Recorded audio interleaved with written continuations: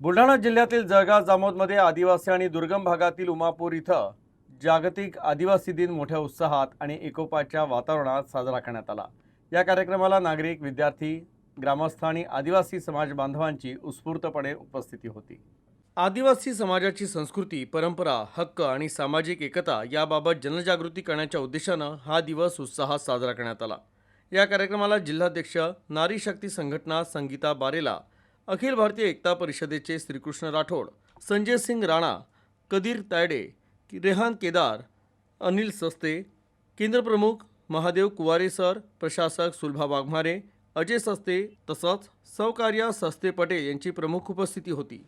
यावेळी उपस्थित मान्यवरांनी आदिवासी समाजाच्या एकजुटीचं महत्त्व, शिक्षणाची गरज आणि समाजाच्या सर्वांगीण विकासासाठी एकत्रित प्रयत्न करण्याचं आवाहन केलं। विद्यार्थ्यांनी आणि नागरिकांनी कार्यक्रमात उत्साहानं सहभाग घेतला।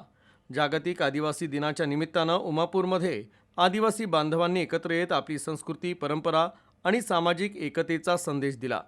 त्यामुळे संपूर्ण परिसरात उत्साहाचं आणि आनंदाचं वातावरण झालं होतं।